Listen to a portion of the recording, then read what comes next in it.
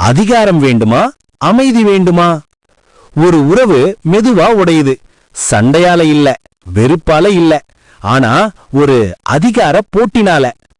நீங்க ஜெயிக்க முயற்சிக்கிற அந்த ஒவ்வொரு தருணத்துல உங்க உறவு தோற்கிறது. வாழ்க்கையில எல்லாருக்கும் ஒரு ஆசை இருக்கு. நம்ம கருத்தை கேட்கணும், நாம் தான் முக்கியமாகணும். ஆனா இதே ஆசை ஒரு கட்டத்தில் அதிகார போட்டியா மாறிடும். அதிகார போட்டி என்றால் என்ன? யார் மேல, யார் கீழே, யார் முடிவெடுக்கணும், யார் கட்டுப்பாட்டில் இருக்கணும்? இந்த கேள்விகள் வரும் இடமெல்லாம் அதிகார போட்டி ஆரம்பமாகிடும். ஒரு கணவன் மனைவி வாழ்க்கையை எடுத்துக்கோங்க. சின்ன விஷயத்துக்கு கூட நான் சொன்னதுதான் சரி, நீ எப்பவும் தவறுதான் ஆரம்பிக்குது. இது சண்டை இல்ல, இது அதிகார போட்டி. இறுதியில் என்ன ஆகுது தெரியுமா? யாரும் ஜெயிக்க மாட்டாங்க, உறவுதான் தோற்கும்.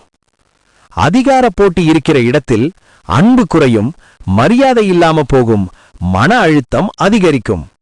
நீங்க ஜெயிச்சிங்கன்னா கூட உங்க அருகில் இருப்பவங்க தூரமாகிடுவாங்க. சரி, அப்படின்னா என்ன செய்யணும்? சில சமயம் விடுங்க, கேளுங்க, புரிஞ்சிக்க முயற்சி பண்ணுங்க. உறவுக்கு முக்கியத்துவம் கொடுங்க, ஜெயிக்கிறதுக்கு இல்ல. நினைவில் வைங்க, விட்டு கொடுக்கிறவங்க தான் பலவீனமானவர்கள் இல்ல, அவர்கள்தான் புத்திசாலிகள். அதிகாரம் கிடைக்கிறதால வாழ்க்கை நல்லா இருக்குன்னு சொல்ல முடியாது. அமைதி கிடைத்தாதான் வாழ்க்கை நல்லா இருக்கும். அதிகாரத்துக்காக போராடாதீங்க, அன்புக்காக வாழுங்கள். இது போன்ற தகவல்கள் பெற நம்ம சேனல் தமிழ் ஆலயத்தை சப்ஸ்கிரைப் செய்து ஒரு லைக் கொடுங்க. கூடவே பக்கத்துல இருக்கும் பெல் சிம்பலை தொட்டு அதில் இருக்கும் ஆல் ஆப்ஷனை செலக்ட் பண்ணிடுங்க.